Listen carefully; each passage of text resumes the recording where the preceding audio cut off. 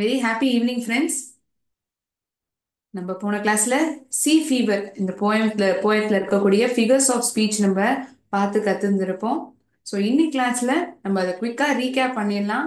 பண்ணதுக்கு அப்புறம் இந்த சி ஃபீவர் போயம்ல கேட்கப்பட்டிருக்கிற கேள்விகளுக்கான பதிலை நம்ம பார்த்து தெரிஞ்சுக்கலாம். ஸோ இந்த ஸ்கிரீன்ல தெரியக்கூடிய நபர் வந்து உங்களுக்கு ரொம்பவே பரிச்சயமானவங்க தான். இவங்க யாரு? பிடி உஷாங்கிறவங்க. இப்போ நம்ம ஏதாவது வேகமா ஓடுறோம் அப்படின்னா நீ என்ன பிடி உஷா போல அவங்கள போல ஓடுறியா அப்படின்னு கேட்பாங்க. ஸோ ஓட்ட பந்தயத்துல வந்து ரொம்ப சிறப்பாக இருந்தவங்கதான் இந்த பிடி உஷாங்கிறவங்க. ஸோ இவங்களை பத்தி சிறு தகவலை நம்ம தெரிஞ்சுக்கலாம். பிடி உஷாங்கிறவங்க வந்து 1964ஆம் ஆண்டு she was born on 27th June 1964. எங்க பிறந்தாங்க? கேலிக்கட், கேரளால ஒரு சிறு நகரமான பயோலிங்கிற இடத்துல தான் அவங்க பிறந்திருக்காங்க. அவங்களுடைய முழு பேர் பிடி உஷா அப்படின்னு அழைக்கப்படுறாங்க இல்லையா? அந்த பிடினுடைய விரிவாக்கம் என்ன? பிளவு கண்டி தெற்கே பரம்பில். பிளவுல கண்டி தெற்கே பரம்பில். பிளவுள்ள கண்டி தெற்கே பரம்பில். இதுதான் இந்த பிடி இந்த இரண்டு எழுத்துக்கான விரிவாக்கம், எக்ஸ்பான்ஷன். ஸோ வந்து ரொம்ப கடுமையான ஒரு ஏழ்மையான ஒரு வாழ்க்கையில தான் இவங்க பிறந்து வளர்ந்துருக்காங்க. She was born she was raised in a severe poverty and she had to struggle with health issues as well. ரொம்ப உடம்பு முடியாம கூட இருந்தது. ரொம்ப சிறு வயசுலயே ரொம்ப உடம்பு முடியாம இருந்து அதெல்லாம் தாண்டி வாழ்க்கையில வந்து ஏதாவது ஒரு சாதிக்கணுங்கிற ஒரு லட்சியம் அவங்கள வந்து அடுத்த கட்டத்துக்கு கொண்டு போயிருக்கு. ஸ்போர்ட்ஸ்ல வந்து அவங்களுக்கு இருந்த அந்த ஈடுபாடு, அந்த கமிட்மெண்ட் தான் அவங்களுக்கு வந்து இந்த பேரான பயோலி எக்ஸ்பிரஸ் அப்படின்னு சொல்லப்படுறது. பயோலி எக்ஸ்பிரஸ் அப்படின்னா பிடி உஷாவை அழைக்கிறாங்க. அதுக்கான அர்த்தம் என்ன? She's translates as queen of Indian track and field in English. Queen of Indian track and field அப்படிங்கறதா அந்த இங்கிலீஷ்ல சொல்றாங்க. So she was active in sports. எப்போல இருந்து ரொம்ப ஆர்வமா இருந்தாங்க இந்த ஸ்போர்ட்ஸ்ல, இந்த ஓட்டத்துல. 1976ல இருந்து 2000 வருஷம் வரைக்கும் இவங்க ரொம்ப ஆக்டிவா இருந்திருக்காங்க இந்த அத்லெட்டிக்ஸ்ல. So she has participated in nearly 3 Olympic games. 3 Olympic கேம்ல வந்து அவங்க பங்கேற்றிருக்காங்க. 1980, 84, 88. அவங்க வந்து இந்த 3 ஒலிம்பிக் கேம்லயும் வந்து பங்கேற்றிருக்காங்க. ஸோ சிறு வயசுலயே இவங்களுக்கு வந்து இந்த ஓட்டப்பந்தயத்துல வந்து ரொம்ப ஆர்வமா இருக்காங்கங்கிறது தெரிய வருது. So when she represented her district, the government started sports day for women. பெண்களுக்காகவே வந்து இந்த ஸ்போர்ட்ஸ் டே வந்து ஆரம்பிக்கணுங்கிறது கேரளா கவர்மெண்ட் வந்து ரொம்ப மும்முரமா இறங்குறாங்க. இவங்களுக்கு கூட ஒரு ஸ்காலர்ஷிப் கொடுக்குறாங்க. இந்த 250 ரூபாய் ஒரு தொகையா ஒரு மோட்டிவேஷனலா இருந்திருக்கு. Kerala government awarded ₹250 as scholarship. So during the prize distribution ceremony, அதாவது 1977ல இந்த பெண்ணுக்கு வந்து வேற ஏதோ ஒரு எக்ஸ்ட்ரா ஒரு கேலிபர் இருக்கு, ஒரு பொட்டென்ஷியல் இருக்குங்கிறத வந்து கண்டறிகிறாங்க. டியூரிங் பிரைஸ் டிஸ்ட்ரிபியூஷன் செரமனி இன் 1977, ஓம் நம்பியன் அவர் வந்து பிடி உஷாவை வந்து கவனிக்கிறார். இவங்க வந்து ஒரு அற்புதமான ஒரு ஸ்பிரிண்டரா ஆகக்கூடியவங்க அப்படின்னு அவர் வந்து யூகிக்கிறாரு. He thinks that he foresees PT Usha to be a excellent excellent athlete. So sprinter அப்படின்னா என்னன்னா athlete who runs for short distances, அதாவது சிறு தூரத்துக்கு ரொம்ப வேகமா ஓடக்கூடிய நபர். அதனால அவங்கள வந்து அப்படி அழைக்கிறாரு. He knew that she could become excellent sprinter. அது ஆகக்கூடிய நபர் தான் இவங்க அப்படிங்கிறது தான் ஓம் நம்பியன் வந்து என்ன சொல்றாங்க. ஸோ கிட்டத்தட்ட 6 அவார்ட் இன்டர்ஸ்டேட் மீட்ல வந்து இவங்க வாங்கியிருக்காங்க. So first Indian women to reach final of Olympic event and youngest women to compete in Olympics to in 1980. First medal எப்போ வாங்குறாங்கன்னா 1982ஆம் ஆண்டு. ஸோ நம்ம பார்க்கக்கூடிய இந்த பிரபலமான நபர்கள் அது பார்த்தோம்னா ரொம்ப ஒரு வெல் ஆஃப் ஃபேமிலில இருந்தோ ரொம்ப பணம் வகையிலயும் ரொம்ப செழிப்பா இருக்கவங்களா இல்லை. ஒரு சாதாரண குடும்பத்துல இருந்து வந்தவங்க தான். அவங்க எப்படி அவங்க வந்து சாதிக்கிறாங்க, இந்த ஒரு குறிக்கோள், ஒரு டிட்டர்மினேஷன்ங்கிறத வந்து வச்சுக்கிறாங்க. அதுல இருந்து வந்து நிறைய தடைகள் இப்ப இவங்க கதையிலேயே பார்த்தோம்னா இவங்களுக்கு உடம்பு ஈடு கொடுக்கல. அதே சமயத்துல குடும்பமும் வந்து ஏழ்மையில தான் இருக்கு. அதெல்லாம் தாண்டி தான் இவங்க வந்து இந்த அத்லெட்டிக்ஸ்ல வந்து ரொம்ப உடையவங்களா இருக்காங்க. So a famous quote of PT Usha I thought of sharing to you. The greatest satisfaction comes from pushing yourself beyond your limits and achieving what you once thought was impossible. நான் இன்னொரு வாட்டி படிக்கிறேன். ஒரு ரொம்ப அற்புதமான வரிகள்.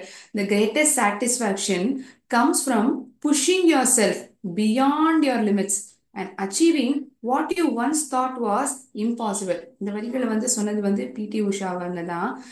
ரொம்ப ஒரு மிக உன்னதமான இந்த திருப்தி அது வந்து எங்கேருந்து வரும் அப்படின்னா, இன்னொருத்தவங்க வந்து நம்மளை ஊக்குவிக்கிறதுல கிடையாது. நம்மள நாமளே வந்து புஷ் பண்றது என்ன, தள்ளி விடுறதுன்னு அர்த்தமா இல்ல. இது மட்டும் இல்லை, உன்னால இன்னும் பண்ண முடியும். நம்மளுடைய கோட்டை தாண்டி இந்த எல்லையை தாண்டி நம்மளால சாதிக்க முடியுங்கிறத நம்மள நாமளே வந்து சொல்லிட்டோம் அப்படின்னா, and achieving what you once thought was impossible. ஒரு காலத்துல வந்து நம்மளால முடியாது, நம்ம எப்படிப்பா இதை செய்ய போறோம் அப்படிங்கிற வந்து நம்மளை பத்தியே நம்ம நினைச்சு வச்சிருக்கோம். அதை மீறி நம்ம ஒரு விஷயத்த சாதிக்கிறோம் அப்படின்னா அதுதான் வந்து அடுத்த கட்டத்துக்கு வந்து நம்மள கொண்டு போகும். அந்த திருப்தி வந்து யார் வந்து நம்மள ஒரு புகழ்ந்தாலும் சரி, பாராட்டினாலும் சரி, அதுக்கு ஈடு இணை கிடையாது. That is the greatest satisfaction that comes, and that comes from oneself. தன்னிட்டேன் தான் வருது. இன்னொருத்தவங்க வந்து நம்மள புஷ் பண்ணியோ பாராட்டியோ இல்ல. நம்ம வந்து சாதிச்சிட்டோம், இது நம்மளால முடியுது, இதை தாண்டி நம்மளால செய்ய முடியுங்கிற எண்ணம் நமக்குள்ளேருந்து வருது இல்லைங்களா? அதுதான் நம்மள வந்து அடுத்த கட்டத்துக்கு கொண்டு போகும். ஸோ இந்த அற்புதமான வரிகளோட நம்ம இன்னைக்கு கிளாஸை வந்து துவங்கலாம். ஸோ வண்டர்ஃபுல் லைன்ஸ் பை பிடி உஷா. உங்களுக்கு வேணும்னா நீங்க இதை நோட் டவுன் கூட பண்ணி வச்சுக்கலாம். whenever you feel down, these lines will definitely motivate you. உங்களை கண்டிப்பா இதை வந்து மோட்டிவேட் பண்ணும். ஏன்னா எப்போதுமே நம்ம வந்து உற்சாகத்தோடையும் இருப்போம் அப்படின்னு சொல்ல முடியாது. there are times when we feel low. So இந்த மாதிரி ஒரு பர்சனாலிட்டிஸ் எல்லாம் நம்ம ஞாபகம் வச்சுட்டோம்னா அவங்க சொன்ன வரிகள் வந்து நம்மளால ஏதோ ஒரு விஷயம் சாதிக்க முடியும், அவங்களே பண்ணியிருக்காங்க, நம்மளாலையும் ஏதாவது பண்ண முடியும் அப்படிங்கிற ஒரு எண்ணம் நமக்குள்ள வரும். So can make note of these simple lines whenever I show information about a prominent personality. நீங்களே எங்கேயாவது ஒரு புஸ்தகம் படிக்கிறீங்க, அதுல இருக்கக்கூடிய வரிகள் உங்களுக்கு வந்து மோட்டிவேட் பண்ற மாதிரி இருந்தா நீங்க அதை கட்டாயமா நோட் டவுன் பண்ணி வச்சுக்கலாம்.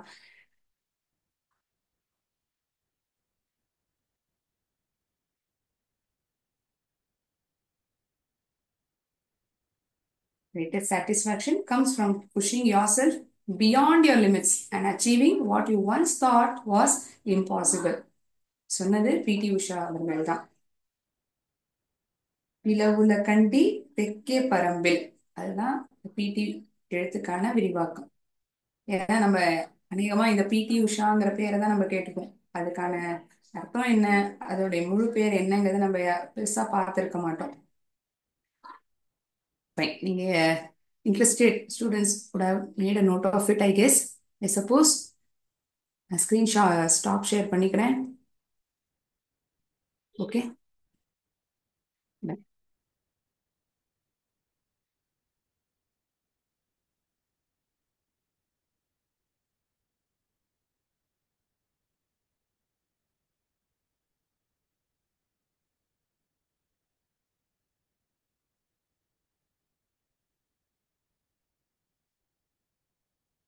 நம்ம போன கிளாஸ்ல ஃபிகர்ஸ் ஆஃப் ஸ்பீச் பார்த்துருந்தோம். இந்த போயட்ரி இது போன்ற ஆஹ், இடங்கள்ல இந்த ஃபிகர்ஸ் ஆஃப் ஸ்பீச் வந்து உபயோகிக்கப்படுறது.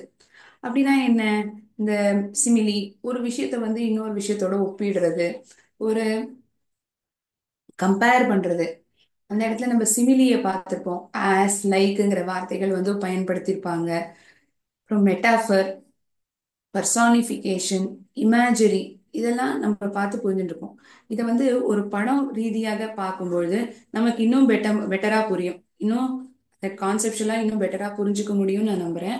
ஸோ சில வரிகள் கொடுக்கப்பட்டிருக்கும், அதை வந்து சிமிலியா மெட்டாஃபராங்கிறத நம்ம ஐடென்டிஃபை பண்ணணும். அதை கண்டுபிடிச்சதுக்கு அப்புறம் ஏன் இது அந்த மாதிரி சொல்லப்படுறதுங்கிறதையும் நான் உங்களுக்கு வந்து தெரிவிக்கிறேன். சரியா? சிமிலி, மெட்டாஃபர், பர்சானிஃபிகேஷன், இமேஜரி, இந்த நாலுமே இதுல கவர் ஆயிருக்கும். ஸோ இந்த உதாரணங்கள் வந்து உங்களுக்கு இன்னும் தெளிவா புரிய வைக்கும். சரியா? You can choose a number. நீங்க சொல்லக்கூடிய எண்ணை வந்து நான் அந்த பாக்ஸை சூஸ் பண்றேன். அதுல இருக்கக்கூடிய வரிகளை வந்து நம்ம படிக்கலாம். அது வந்து சிமிலியா, மெட்டாஃபரா, பர்சானிஃபிகேஷனா, இமேஜினியாங்கிறத நம்ம அடுத்தடுத்து கண்டுபிடிக்கலாம். ஓகே, நானே ஸ்டார்ட் பண்ணட்டுமா? அடுத்தடுத்த நம்பர் நீங்க சொல்வீங்கன்னு நான் நினைக்கிறேன். பார்க்கலாம். I start with box 1. ஒண்ணுங்கிற நம்பர்ல இருந்தே நம்ம ஆரம்பிக்கலாம். He is a couch potato. Couch potato ரொம்ப ஒரு சோம்பேறித்தனமான ஒரு நபர் அந்த மாதிரி சொல்லப்படுறது அப்படின்னா அதை வந்து நம்ம என்னன்னு சொல்லுவோம்? மெட்டாஃபர்னு சொல்லுவோமா, சிமிலின்னு சொல்லுவோமா? ஓகே, ஒருத்தவங்க வந்து சாட் பாக்ஸ்ல சொல்லியிருக்காங்க ஆஸ் லைக்ங்கிற வார்த்தை இல்ல இந்த இடத்துல, இத மெட்டாஃபர்னு சொல்லலாமா அப்படின்னு கேட்டிருக்கீங்க. செக் பண்ணி பார்க்கலாம். கரெக்ட், மெட்டாஃபர் தான். He is a couch potato. ஒரு நபரை வந்து ஒரு உருளைக்கிழங்கு அதோட ஒப்பிடப்படுது. சோம்பேறித்தனமாக ஒரு இடத்துல ஓரத்துல அமர்ந்திருக்கு. As sharp as a knife. கத்தியை போல கூர்மையானது. As sharp as a knife. His words were as sharp as a knife. அவன் சொன்ன வார்த்தைகள் எல்லாம் கத்திய போல இருந்தது. அப்படின்னா என்ன? ரொம்ப கூர்மையா இருந்தது. ரொம்ப எதிராளி வந்து குத்துற மாதிரி, நோக்கடிக்கிற மாதிரி அப்படி இருந்தது. அந்த இடத்துல சொல்லப்பட்டிருக்கலாம் as sharp as a knife. Super, கரெக்டான பதில் தான் கண்டுபிடிச்சிருக்கீங்க. Simile, as sharp as a knife, ஒரு கத்தியோட ஒப்பிடப்பட்டிருக்கு. அவனுடைய வார்த்தைகள் அந்த சென்டென்ஸ்ல சொல்லியிருந்திருப்பேன். His words were as sharp as a knife. Next number 9. பார்க்கலாம். The waiter was as busy as a bee. அந்த ரெஸ்டாரண்ட்ல வேலை செஞ்சிருந்த நபர், இந்த வெயிட்டர், நமக்கு காத்துட்டு இருப்பாங்க இல்லையா என்ன ஆர்டர் டெலிவர் பண்ணலான்னு. அவர் வந்து இந்த தேன் பூச்சி போல அவ்வளோ பிஸியா இருந்தாராம். துரு துரு துருன்னு ஒரு இடத்துல இருந்து இன்னொரு இடத்துக்கு ஒரே இடத்துல நிக்காம அடுத்தடுத்த வேலையை செஞ்சுட்டே இருந்தாராம். பி வந்து அப்படித்தானே, ஒரு இடத்துலயே இருக்காது, தேனியை வந்து சேகரிச்சுட்டே இருக்கும். கம்பேர் பண்ணியிருக்காங்க, ஒப்பிடப்பட்டிருக்கு. சிமிலி, பர்ஃபெக்ட், சரியாதான் கண்டுபிடிச்சிருக்கீங்க. அடுத்தது number 2. Okay, the big juicy burger with its melted cheese and red tomatoes made my mouth water and my stomach grumble. அதாவது இந்த பெருசா ஜூசியா இருக்கக்கூடிய இந்த பர்கர் வந்து அதுல இருந்து இந்த சீஸ் வந்து மெல்ட் ஆகுது. அதுல இருக்கக்கூடிய இந்த சிவப்பு நிறத்துல இருக்கக்கூடிய டொமேட்டோஸ் என்னுடைய வாயில இருந்து அப்படியே நீர் சொட்டுறா போல இருக்கு. வயிற்றுல பசி எழுப்புற மாதிரி இருக்கு. இமேஜரி, நம்மளுடைய கற்பனை திறனை வந்து அதிகரிக்கிறது இல்லையா? கற்பனையை வந்து அதிகரிக்கிற மாதிரி இருக்கு இந்த வார்த்தைகள்லாம் நம்ம படிக்கும்போது. The big juicy burger. So இந்த இடத்துல இந்த படம் இல்லாட்டியுமே நான் இந்த வரிகளை படிக்கும்பொழுது நம்ம கண்ணு முன்னாடி ஒரு பெரிய பர்கராகவும் அதுல இருந்து சீஸ் வந்து வழிஞ்சு கொட்டுறதாகவும் அதுல இருக்கக்கூடிய டொமேட்டோஸ் பெருசா இருக்குன்னு சொல்லியிருக்கேன். ஸோ இந்த இமேஜினேஷன் வந்து நமக்கு தோன்றுறது. அதனால இதை வந்து இமேஜரி அப்படின்னு சொல்றோம். ஓகேயா? ஃபைன். அடுத்தது, the sun is playing hide and seek today. இன்னைக்கு வந்து சூரியன் வந்து கண்ணாமூச்சி விளையாடிட்டு இருக்கு. சூரியன் எங்கேயாவது கண்ணாமூச்சி விளையாடுமா? ஏன் அப்படி சொல்றாங்க? அதாவது சூரியன் மறைஞ்சு மறைஞ்சு வருது, திடீர்னு வெயில் அடிக்குது, திடீர்னு மறைஞ்சு போறது, கண்ணாமூச்சி விளையாடுறா போல இருக்கு. கண்ணாமூச்சி யார் விளையாடுவா? நம்ம தானே விளையாடுவோம். சூரியன் எங்கேயாவது விளையாடுமா? சோ ஒரு நபரினுடைய குணாதிசயம் அதை வந்து ஒரு விஷயத்தோட கம்பேர் பண்ணும்போது, ஒப்பிடும்போது அதை நம்ம என்னன்னு சொல்லுவோம்? பர்சானிஃபிகேஷன். கரெக்ட். நான் என்ன சொன்னேன்? இந்த பர்சன்ங்கிற வார்த்தையை ஞாபகம் வச்சுக்கணும்னு சொன்னேன். நபர். கரெக்டா? சூப்பர். போன கிளாஸ்ல நான் சொல்லி கொடுத்தது தெளிவா புரிஞ்சுட்டு இருக்கீங்க. ஹர் ஐஸ் வேர் டைமண்ட்ஸ். அவளுடைய கண்கள் வந்து வைரம் போல இருந்ததாம். ஹர் ஐஸ் வேர் டைமண்ட்ஸ். ஆஸ்ங்கிற வார்த்தையும் இல்ல, லைக்ங்கிற வார்த்தையும் இல்ல. ஆனா அவளுடைய கண்களை வந்து வைரத்தோட ஒப்பிடப்பட்டிருக்கு. வேர் டைமண்ட்ஸ், இஸ், ஆர், வாஸ், வேர், இது போன்ற வார்த்தைகள்லாம் உபயோகிக்கப்பட்டிருக்கும்னு சொன்னேன். எதுல? மெட்டாஃபர்ல வந்து உபயோகிப்போம்னு சொல்லியிருந்திருப்பேன். கரெக்ட், மெட்டாஃபர் தான். ஸோ நம்ம வந்து சிமிலி, மெட்டாஃபர் வந்து நம்ம எப்படி ஐடென்டிஃபை பண்றோங்கிறத இதுல பார்த்து தெரிஞ்சுட்டு இருக்கோம். இமேஜரி வந்து நம்மளுடைய கற்பனையை வந்து தூண்டுற மாதிரி இருக்கக்கூடிய வரிகள் இருக்கு. ஸ்வீட் லைக் ஹனி, எதை போல இனிப்பா இருக்கு? ஒரு தேனை போல இனிப்பா இருக்கு. Her words were like sweet, sweet like honey. அவளுடைய வார்த்தைகள் தேன் போல இருந்தது.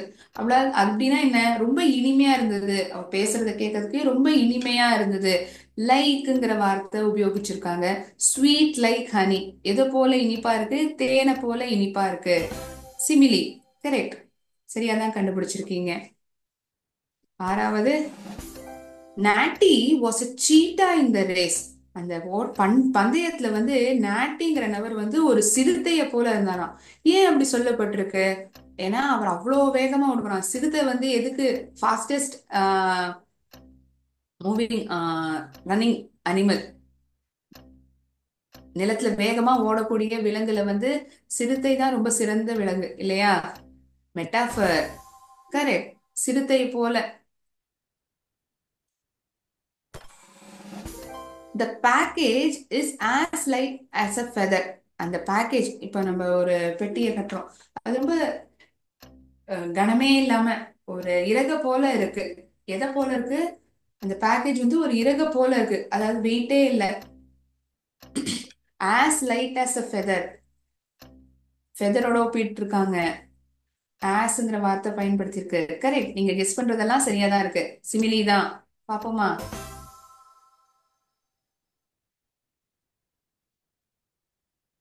டுவெல்லாம். ஓகே, 12th ஒன் சொல்றாங்க, பாப்போம். The camera loves her. அந்த கேமரா வந்து அவளை நேசிக்கிறது. நேசிக்கிறதுங்கிறது யாரோட குணாதிசயம்? கேமரா எங்கேயாவது லவ் பண்ணுமா? நேசிக்குமா? இல்ல. ஒரு நபர் தான் இன்னொரு நபரை வந்து நேசிப்பாங்க. அதனால அதனால பர்சானிஃபிகேஷன். கரெக்ட். கரெக்டா கண்டுபிடிச்சிருக்கீங்க. 13th one. Shanti is a night out. சாந்தி வந்து இந்த ஆந்தைய போல, இரவுல இருக்கக்கூடிய ஆந்தைய போல அப்படியே கண் விழிச்சு இருக்கிறது. இப்ப ஏதாவது புத்தகம் படிப்பாங்க, உபயோகமா ஏதாவது நேரத்தை செலவிப்பாங்க, தூங்காம இருப்பாங்க. ஆந்தை வந்து இரவுல தூங்காது. மெட்டாஃபரா? கரெக்ட். கரெக்டா தான் கண்டுபிடிச்சு வரீங்க எல்லா கேள்விகளுக்கான பதிலையும். The last piece of cake called my name. அந்த கடைசி துண்டம் கேக் வந்து என் பேரை கூப்பிட்டுதான். கேக் எங்கேயாவது நம்மள கூப்பிடுமா? ஆ, கூப்பிடுமா? The last piece of cake called my name. இந்த கடைசி துண்டம் கேக் வந்து என் பேரை சொல்லி கூப்பிட்டுதான். கேக் எங்கேயாவது நம்ம பேர் சொல்லி கூப்பிடுமா என்ன? நம்ம தான் அதை போய் தேடி போவோம், சாப்பிடணும்னு தோணும். நம்மளுடைய குணம் தானே, நம்ம தானே ஒருத்தர் போய் கூப்பிடுவோம். Correct. Personification. Personification. A field of bright yellow flowers lay beautifully in front of me. ஒருவேளை இந்த படம் இல்லாம நான் இந்த வரிகளை படிக்கிறேன், நீங்க கண்ணு மூடி இமேஜின் பண்ணி பாருங்களேன். பாத்தீங்கன்னா கண்ணு முன்னாடி இந்த மஞ்சளா நிறம், மஞ்சள் நிறத்துல இருக்கக்கூடிய பூக்கள் நம்ம கண்ணு முன்னாடி இருக்க மாதிரி இருக்கும். It is stimulating our imagination, visual imagination. So it is பர்சானிஃபிகேஷனா? கரெக்டா? பர்சானிஃபிகேஷன் கரெக்டா? ஒரு சென்டர்ல இருந்து பர்சானிஃபிகேஷன் சொல்லியிருக்காங்க. கிடையாது, அது வந்து imagery. Field of bright yellow flowers, it is imagery. Okay, super.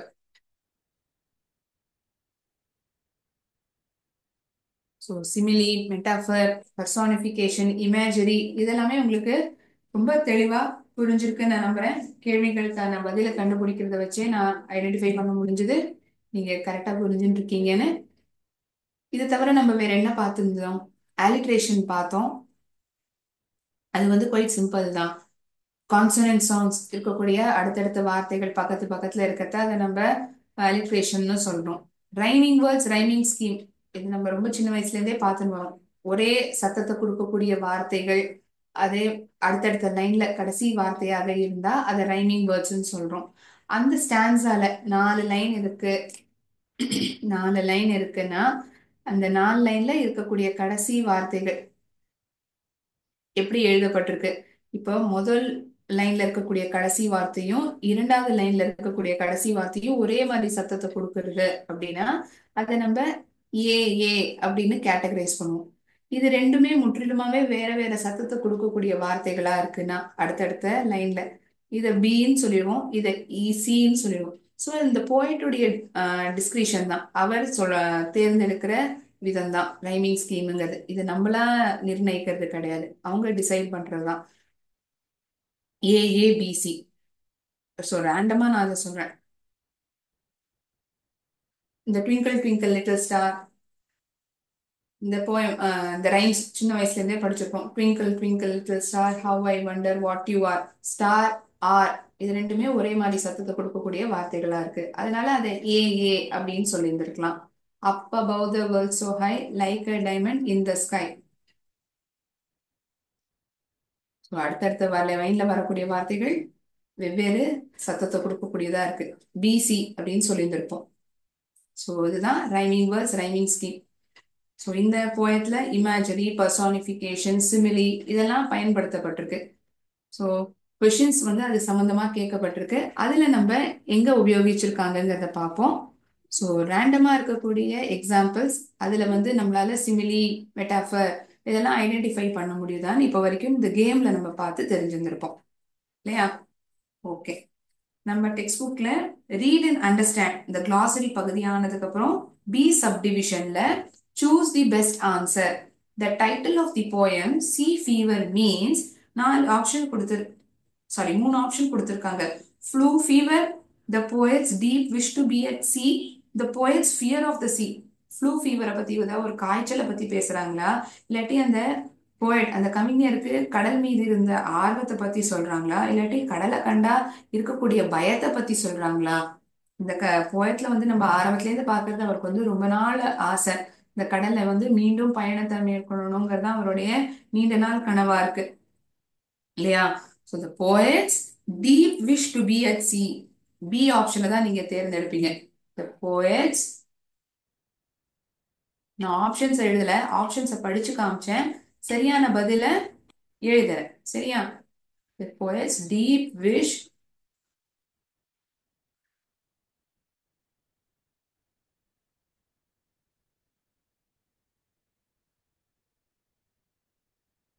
poets deep wish to be at sea. B ஆப்ஷனை தான் நீங்க தேர்ந்தெடுக்கணும். The poet asks for a fishing net, a big boat, a tall ship. அந்த கவிஞர் வந்து எதை கேட்கிறாரு? ஒரு மீன் வலை அதை கேட்கிறாரா, ஒரு பெரிய படகு அதை கேட்கிறாரா, இல்ல உயரமான கப்பல் கேட்கிற? உங்களுக்கு பதில் தெரிஞ்சா நீங்க சாட் பாக்ஸ்ல சொல்லலாம். அவருடைய பயணத்துக்கு வந்து முக்கியமாக தேவைப்படுற விஷயத்த வந்து ஆரம்பத்திலேயே சொல்லியிருப்பார். கரெக்ட், சரியா தான் சொல்லியிருக்கீங்க. C, a tall ship. இந்த பதில் தான் சரியான பதில். a tall ship, உயரமான ஒரு கப்பல் தேவைப்படுகிறது என்றுதான் இந்த poet சொல்றார். The poet wants to lead a life at sea like, அந்த கடல்ல வந்து எப்படிப்பட்ட ஒரு வாழ்க்கையை வந்து வாழணும்னு அவர் விருப்பப்படுறார். The poet wants to lead a life at sea like the gulls and the whales, the pelicans and the dolphins, the penguins and the sharks. இரண்டு கடல் விலங்குகள் இது சொல்லப்பட்டிருந்தது இந்த போயம்ல. சீகல் பறவையும் திமிங்கிலம் இத பத்தி தானே சொல்லப்பட்டிருந்தது. அதனால ரைட், ஹிண்ட் கொடுக்கறதுக்கு முன்னாடியே பதில் சொல்லிட்டாங்க சென்டர்ல இருந்து. The girls and the whales. The girls, கேர்ள்ஸ்னா சீகல், சீகல் பறவை. The girls and Wales.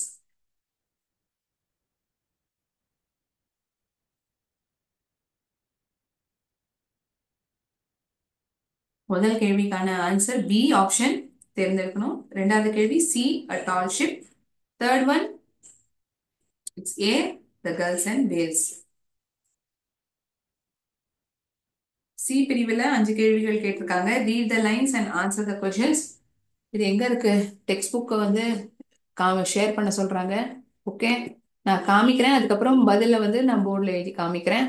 ஒரு நிமிஷம். Students are requesting me to share the screen of textbook. Let me share the screen.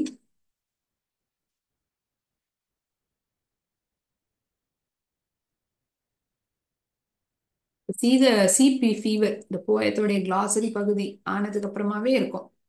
Page number கேட்குறீங்க. ஓகே, பேஜ் நம்பர் வந்து 95. இப்படி இருந்தாலும் ஒரு வாட்டி டெக்ஸ்ட் புக்கை காமிச்சிடுறேன் நீங்க கேட்டதுனால. அதுக்கப்புறம் ஆன்சர் டிஸ்கஸ் பண்றேன். ஃபைன்.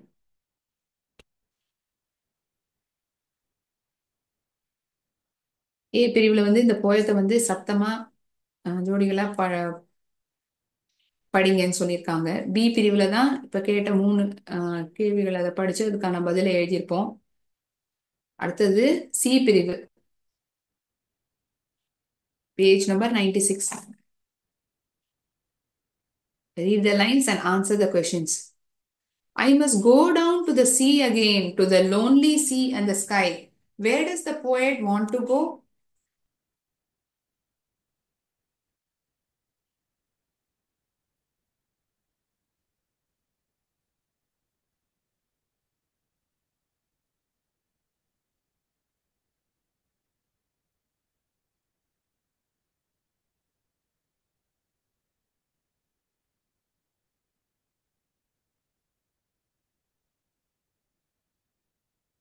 ஓகே, பேஜ் ஓபன் பண்ணிட்டீங்களா டெக்ஸ்ட் புக்ல?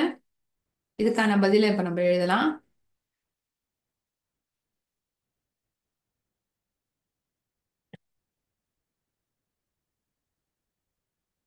சி பிரிவுல கேட்கப்பட்ட கேள்விகளுக்கான பதில் பார்க்க போறோம். I must go down to the sea again, to the lonely sea and the sky. Where does the poet want to go? எங்க போகணும்னு விருப்பப்படுற அந்த poet?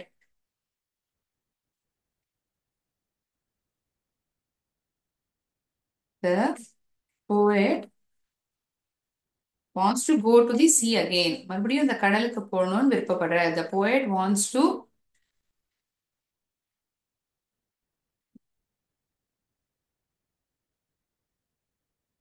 go to the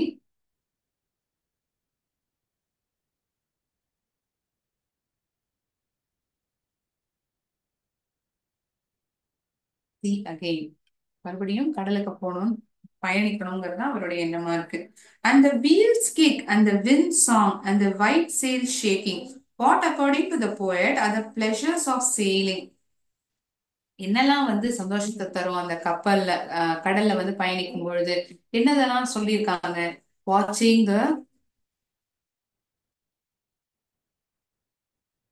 வாட்சிங் அந்த கரையில இருந்து பார்க்கறது, வாட்சிங் ஃப்ரம் தி ஷோர், வாட்சிங் from the sure.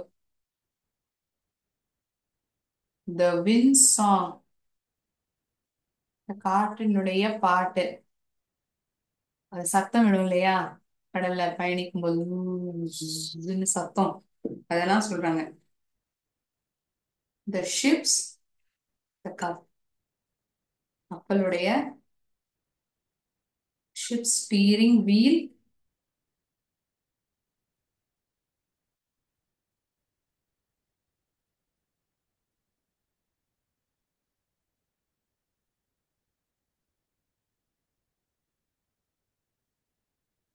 taking of the sail,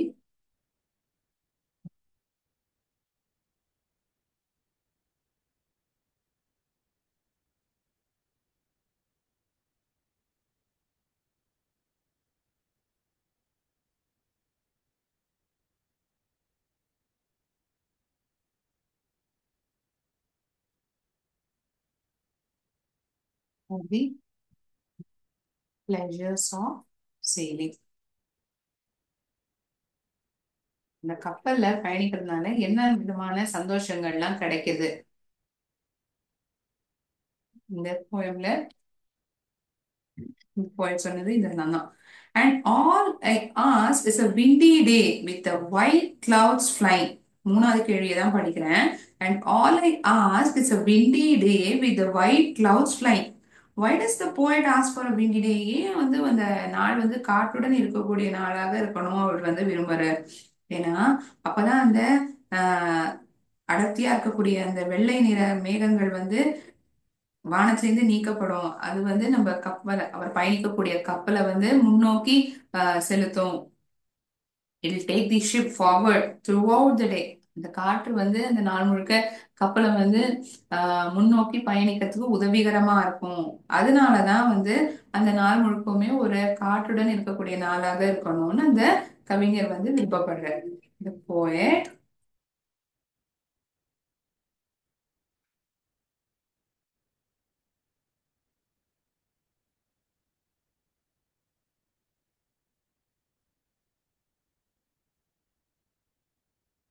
poet asks for a windy day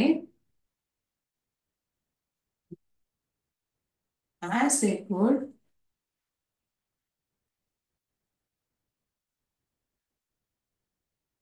blow away. As it blow away the thick white clouds. வெள்ளை நிறத்துல இருக்கக்கூடிய மேகங்களை வந்து அது நீக்கி விட்டுடும். எங்கிருந்து? வானத்துல இருந்து. In the sky, as it would blow away the thick white clouds from the sky and take the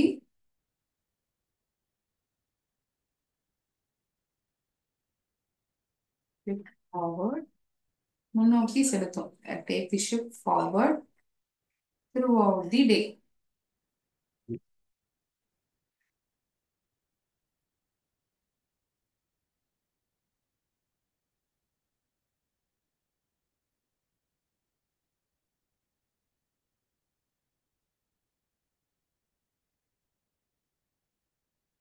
இதுதான் மூணாவது கேள்விக்கான பதில்.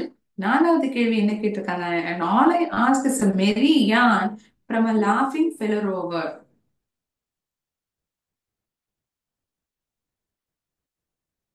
யான், அதுக்கான மீனிங் கேக்குறீங்களா? Okay, I definitely tell. Yarn அப்படின்னா ஒரு நீளமான கதை. அந்த கதையில சொல்லக்கூடிய விஷயங்கள் வந்து அது நடக்கவே நடக்காது, சாத்தியமே இல்லை அப்படின்னு தோன்றது. அதுதான் யான்கான அர்த்தம். Long story, especially one that is impossible, that is the meaning of yarn. அதுதான் இந்த யான்கான அர்த்தம். சரியா? And all I ask is a merry yarn from a laughing fellow rover. So, what kind of human company does the poet want? என்ன மாதிரியான ஒரு மனித company, உதவி அவரோட இருக்கணும்னு அவர் விருப்பப்படுற. தி poet wants the company of a fellow sailor or a wanderer like him. அவரை போல ஒரு பயணிக்கக்கூடிய நபர் அவர் கூட இருக்கணுங்கிறது தான் இந்த கவிஞருடைய விருப்பமா இருக்கு. இந்த முதலாவது ரெண்டாவது கேள்விக்கான பதில அழிச்சுக்கலாமா? Can I erase the answers of first and second question?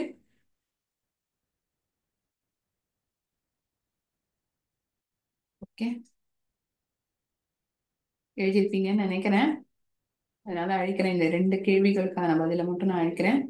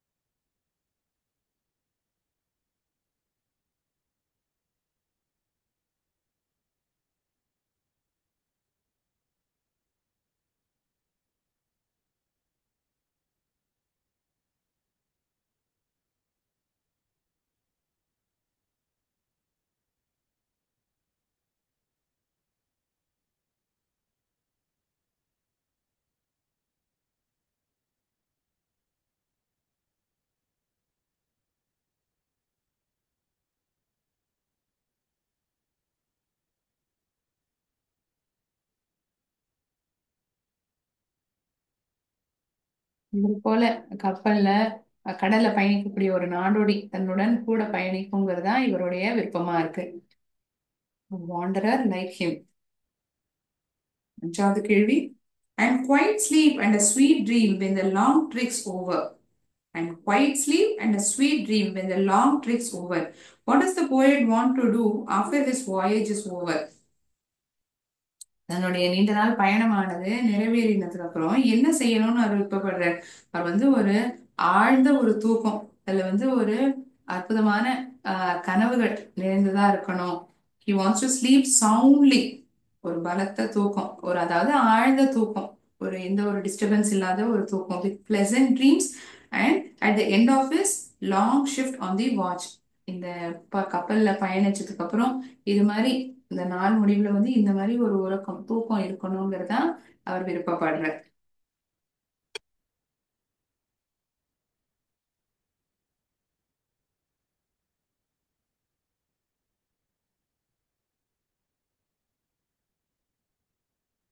Poet wants to sleep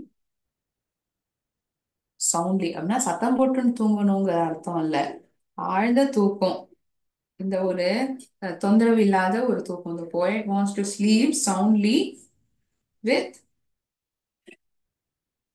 pleasant, அழகான கனவுகள். நமக்கே அப்படிதானே இருக்கும். சில நாள் காலையில எழுந்து பார்த்தோம்னா ஒரு அழகான ஒரு அற்புதமான ஒரு கனவா இருக்கும். அன்னிடையவே வந்து ஒரு நல்லா இருக்க மாதிரி இருக்கும், ஒரு உணர்வு இருக்கும். இங்க ஏதோ ஒரு தள்ளி விடுற மாதிரியோ இல்லாட்டி எங்கேயாவது விடுற மாதிரி கனவு தான் அன்னினாலே வந்து ஒரு மாதிரி ஒரு jerk-ஓட இருக்கும். So he wants to sleep soundly with pleasant dreams at the end of his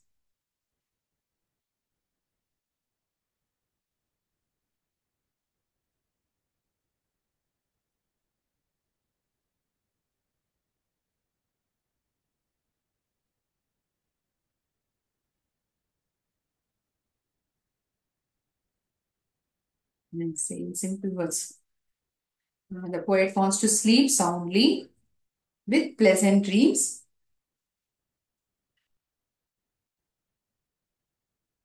after the voyage is over.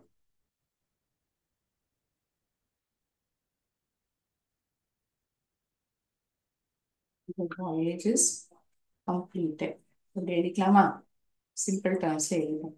Voyage is completed.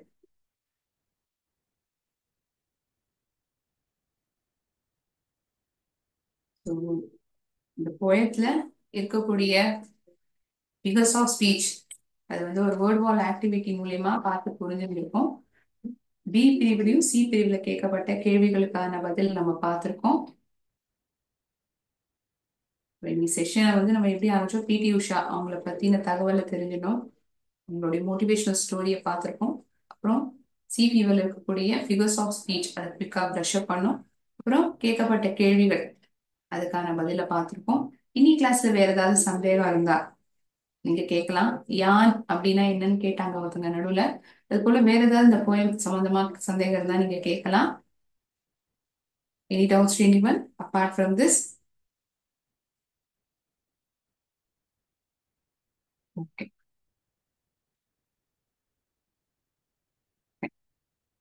Thank you friends. இந்த கிளாஸை நான் இதோட என் பண்ணிக்கிறேன். அடுத்த செஷன்ல நம்ம மீட் பண்ணலாம். நன்றி. வாழ்க பாரதம், வெல்க தமிழகம். ஜெய்ஹிந்த்.